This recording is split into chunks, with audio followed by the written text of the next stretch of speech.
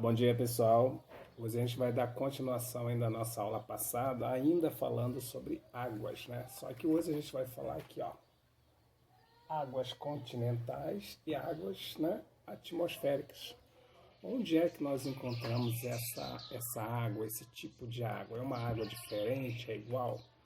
Então, para isso, pessoal, vocês vão pegar lá na página 58, tá? 58, onde está lá o subtítulo Água Atmosférica.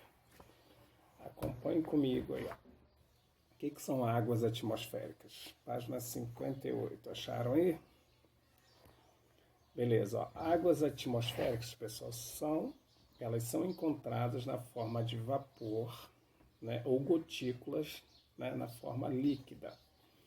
Elas são constituídas pelas nuvens e pelos nevoeiros, ou água solidificada, é o que? É água em forma de gelo, de cristais, tá? E elas vão compor aí também as nuvens, principalmente agora no inverno, né, quando a gente acorda bem cedo. No caso de vocês, não, vocês estão dormindo aí, né, os pais de vocês que saem para trabalhar, a gente vê um nevoeiro. Esse nevoeiro o quê? Nada mais, nada menos do que a água em forma de vapor, né? Junta aí, pessoal, a temperatura quente do ambiente com a temperatura fria da atmosfera. Essas duas temperaturas se encontram, né? E essas partículas d'água que ficam, né, sobrecarregadas, né, em cima dessa camada de ar, elas vão formar aí esses nevoeiros, né? Então são partículas de água, são chamadas de águas atmosféricas, né? É a água que está na camada da atmosfera, por isso o nome atmosférica, né? Nós já estudamos as camadas atmosféricas, né, que são as chamadas camadas de ar. E depois nós vamos falar aí, ainda na página 58, das águas continentais. O que são águas continentais? Acompanhe comigo aí no primeiro parágrafo, ó. São águas, né, que vão formar os rios, os lagos, as geleiras, né, as águas subterrâneas que a gente falou na aula passada. Nós falamos dos aquíferos de modo geral, né? Então ela tem uma quantidade menor de sais minerais, né? São os sais dissolvidos, nós falamos também, né? E por isso que a água ela é chamada de água doce, né? Essa água potável, porque ela possui uma quantidade pequena de sais minerais dissolvidos, né? Por isso tem a expressão água doce, só relembrando para vocês novamente aí. Falamos também ainda, pessoal, né, das águas das chuvas que elas vão escoar pela superfície do solo. Tá vendo essa imagem aqui abaixo, ó? Lembre-se que a gente falou, né, dessas águas que elas vão escoar, vão formar rios, lagos e lagoas. Vamos lá, pessoal, continuar então. Agora a gente muda aí para a página 61. Vamos falar um pouquinho dos estados físicos da água, né? Vocês já estudaram estados físicos lá no quarto, quinto ano, só para a gente dar uma recapitulada, para mentalizar e memorizar melhor. Quais são os estados físicos da água? Sólido, líquido e gasoso, né? Isso a gente está falando de água, estados físicos. Aí nós temos aí, na primeira parte, lá na página 61, acompanhe comigo aí, lá na parte onde tem um ponto em negrito marcado, pessoal. Vendo aqui? Quando a água está resfriada, ela passa do estado sólido, né? E essas mudanças de estado é denominado solidificação. Depois, quando ela muda, né, ela fica ali, nós vamos falar do estado de fusão, ela fica entre o ponto de solidificação e o ponto de evaporação. Aí nós chamamos de fusão. O que é fusão? A fusão é o encontro de duas temperaturas diferentes. É o encontro da temperatura fria com a temperatura quente. Então, esse gelo, essa água, esse sólido, ele vai começar a mudar a sua forma física. Por isso que a gente chama de fusão. Fusão de duas temperaturas diferentes. Ponto de fusão da água, pessoal, ela fica marcada em 0 grau, tá? Esse é o ponto de fusão da água, 0 grau. tá? 0 graus Celsius, né? Que é a escala que é usada aqui no Brasil. Depois nós vamos falar das escalas termométricas, vocês vão entender melhor um pouquinho. Aí depois nós temos a vaporização, nós temos a evaporação, nós temos a ebulição, condensação, sublimação e ressublimação, né? Lembrando, pessoal, que a vaporização ela pode ser dividida em evaporação e ebulição, tá? Vaporização ela vai ser dividida, né, nessas duas formas aí. Tipo, a vaporização ocorre quando a roupa seca no varal, que a gente olha aquela fumacinha subindo. Vaporização, tá?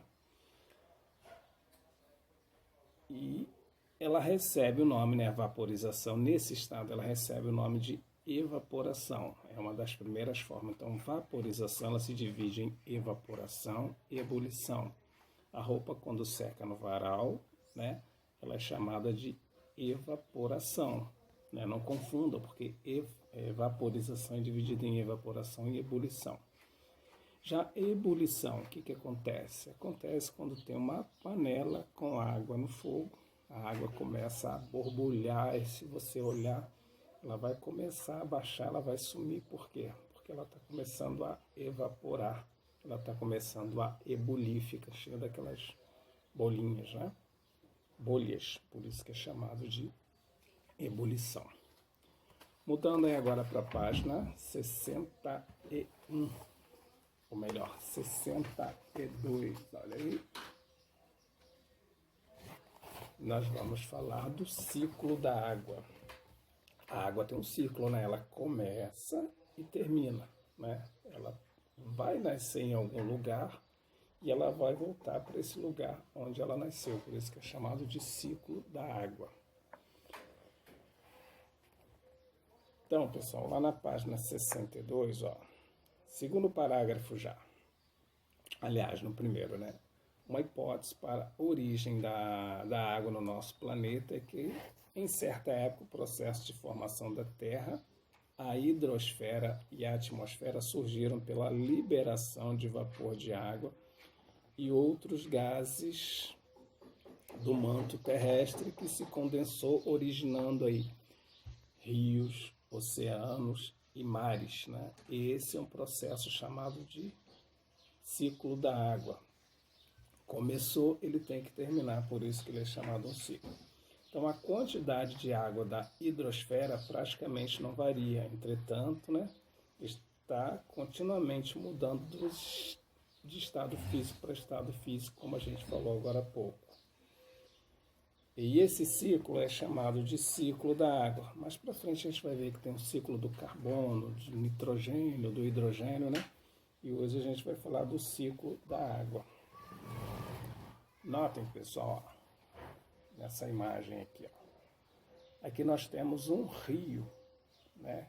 Com a temperatura, né, com o calor, o que acontece? Tá vendo umas setinhas azuis subindo? Essas águas começam a se evaporar e vai formar aqui as nuvens, né?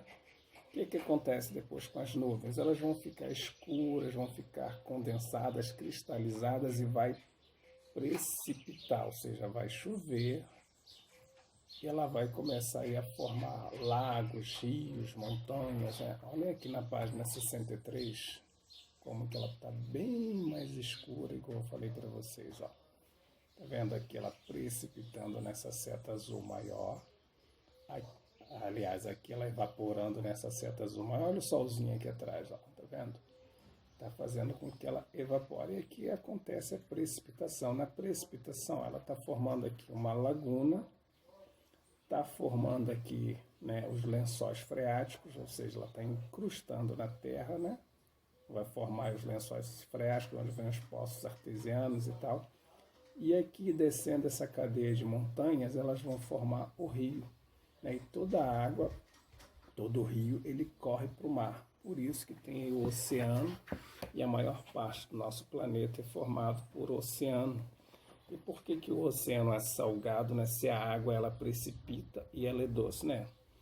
Por quê? Porque eu expliquei para vocês na aula passada que essas rochas, esses sais minerais vão ser lavados por essa água e ela vai começar a absorver esses sais minerais, né?